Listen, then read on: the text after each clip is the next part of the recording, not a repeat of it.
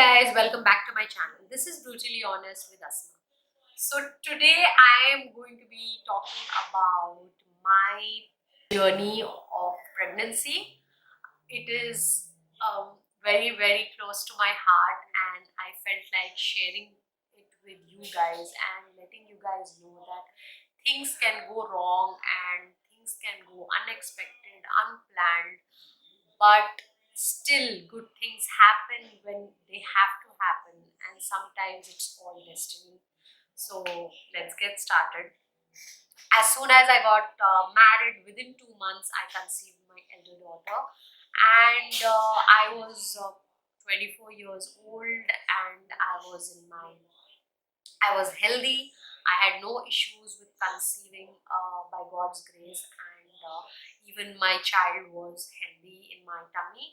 My pregnancy was going pretty well. I literally had no issues, no nausea, no vomiting, like no loss of appetite. I was having that honeymoon period right from my first trimester. I might have had like about 2 to 3 vomitings in my whole of my pregnancy. That's it. I never faced nausea. I never faced loss of appetite. Like I used to eat. My whole pregnancy was like a honeymoon period for me until my 7th month. In my 7th month, suddenly I felt so sick that literally I was at a point where the doctors even said that you might have to, maybe if you do not improve, you might even have to have an operation, and you would end up with a premature delivery. And I was dead scared. So it was a very frightening experience for me, because I never faced it, and it was very new to me. And at that point I was away from my husband also, and I was with my mother at that point of time, and she was a great support to me. She is a gynecologist in Hyderabad herself, and she only was looking after me. I never had doctor visits, and I never had to go and visit a clinic. My mom looked after me, and I'm so blessed that she was there for me at that point of time, because facing, you know when you are going through pregnancy, the most important person is your husband, and you miss him, and you want him to be around you, but unfortunately some circumstances don't let you do that. So मेरे साथ भी कुछ ऐसा ही हुआ था, and I was at in complete bed rest for about 2 months. I didn't move. I literally, like, I had such a great first trimester, second trimester, but as soon as the second trimester ended, I was bedridden till I touched my 9th month. I used to eat on bed, I used to sleep on bed, I had no much activity. I used to do very light walking just because I was scared that I would put on a lot of weight and it would be very difficult for me to get rid of it. It's so unfortunate, that even in this tragedy, in that pain, all you're thinking about is, oh my god, I'm going to put on weight and people are going to judge me. It's so sad, but that happens. All we are thinking about is, oh my god, if I just sit in bed, if I just rest, I'm going to put on so much of weight and I'm not going to lose it, and I'm going to look old, and and people are going to taunt me, and people are going to laugh at me. I felt that, don't do that to yourself. That is the worst thing you could, I mean, that is the least important thing to be worried about at that point of time, but that's all you think about.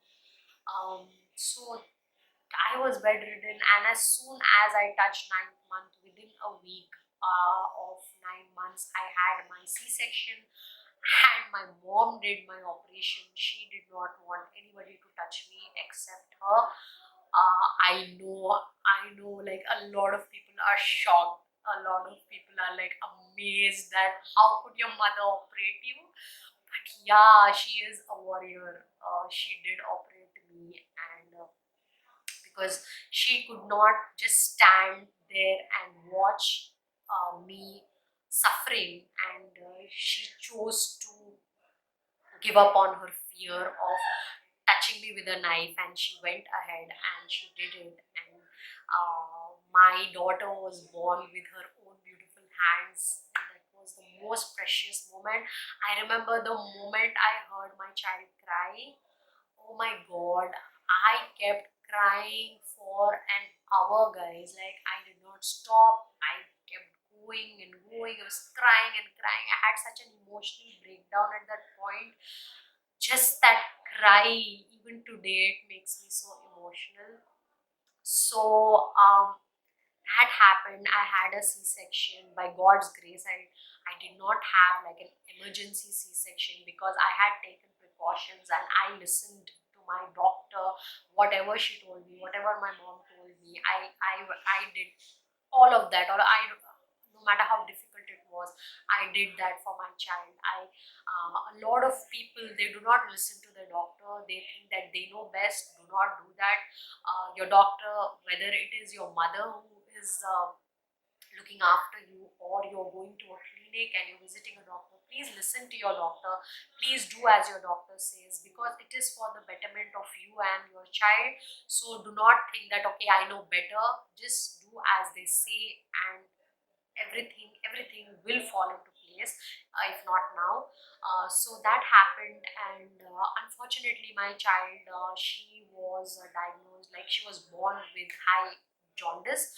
So as soon as she was born, she was away from me for about 10 days, and I had to breastfeed her. So every 2 hours I would sit on my wheelchair because I had sutures, and it would pain like crazy. I would go feed her, then come back, sit for some time, then again I would go to the, theater. Again I would feed her, and that kept happening for 10 days, 15 days.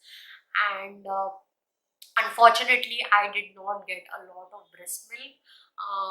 That was God's will. I tried my best, but I could not feed my child for more than 2 months. I did not, and I used to feel very guilty, guys. Like, people so bluntly tell you that, oh, you are not breastfeeding your child. Oh, तुम्हें दूध नहीं आ रहा है. Like, some people are so rude and they tell you that, oh, the child is weak because you did not breastfeed your child, and it really hurts. If you are someone who's doing that to someone, please stop it. Don't do that. It really hurts. It really hurts. Even today, I feel guilty about the fact that I could not breastfeed my child for even 6 months. But that was not in my hands. That was God's will. I don't know why God did that. I have no right to question God, because God knows what's good for us and for our child. And I started off with bottle milk for my child as soon as 10 days, because I did not get enough milk. I used to feed her twice, in the morning and in the night, and in the middle of the day and the whole of the night I used to bottle feed her. And slowly she started improving. She started, but she used to have a very slow digestion.